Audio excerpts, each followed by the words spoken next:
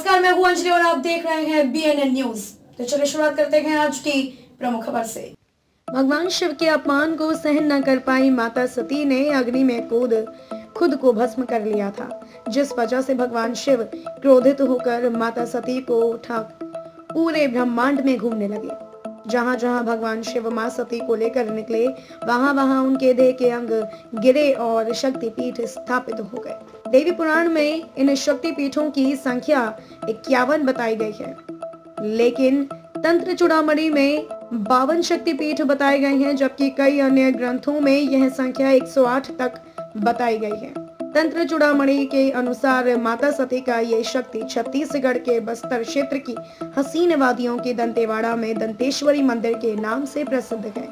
दंतेवाड़ा को हालांकि देवी पुराण के 51 शक्तिपीठों में शामिल नहीं किया गया, लेकिन इसे देवी का 52वां शक्तिपीठ माना जाता है। मान्यता है कि यहाँ पर माता सती का दांत गिरा था, इसीलिए इस जगह का नाम दंतेवाड़ा और माता का नाम दंतेश्वरी देवी पड़ा।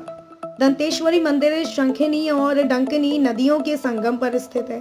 दंतेश्वरी देवी को बस्तर क्षेत्र की कुल देवी का दर्जा प्राप्त है।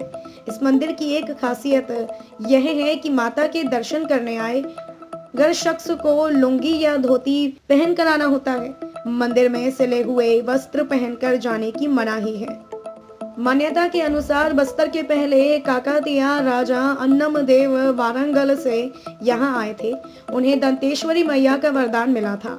अन्नमदेव को माता ने वर दिया था कि जहाँ तक वे जाएंगे उनका राज वहां तक फैलेगा, लेकिन इस पर शर्त ये थी कि राजा को पीछे मुड़कर नहीं देखना होगा और मैया उनके पीछे पीछे जहां तक जाती वहां तक की जमीन पर उनका राज हो जाता। शर्त के अनुसार जहां अन्नमदेव के रुकता वहीं मैया ने भी रुक जाना था।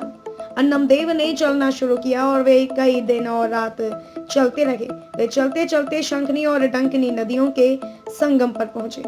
यहाँ उन्होंने नदी पार करने के बाद माता के पीछे आते समय उनकी पायल की आवाज महसूस नहीं की, सो वे वहीं रुक गए और माता के रुक जाने की आशंका से उन्होंने पीछे पलटकर देख लिया। माता तब नदी पार कर रही थी। राजा के रुकते ही मैया भी रुक गईं और उन्होंने आगे जाने से इनकार कर दिया। दरअसल नदी के जल में डूबे पैरों में बंधी पायल की आवाज पानी के कारण नहीं आ रही थी और राजा इस भ्रम में कि पायल की आवाज नहीं आ रही है, शायद मैया नहीं आ रही है, सोचकर पीछे पलट गए। वचन के अनुसार मैया के लिए राजा ने शंखनी और डंकिनी नदी के संगम पर एक सुंदर घर यानी मंदिर बनवा दिया। तब से मैया वहीं स्थापित है। दंतेश्वरी मंदिर के पास ही शंखनी और डंकिनी नदी के संगम पर मां दंतेश्वरी के चरणों के चिन्ह मौजूद हैं और यहाँ सच्चे मन से की गई मनोकामनाएं अवश्य पूर्ण होती हैं। खबरों में अब तक ये बस इतना ही। मिलते हैं फिर ऐसे ही किसी बड़ी खबर के साथ। तब तक के लिए नमस्कार और देखते रहिए BNN न्यूज।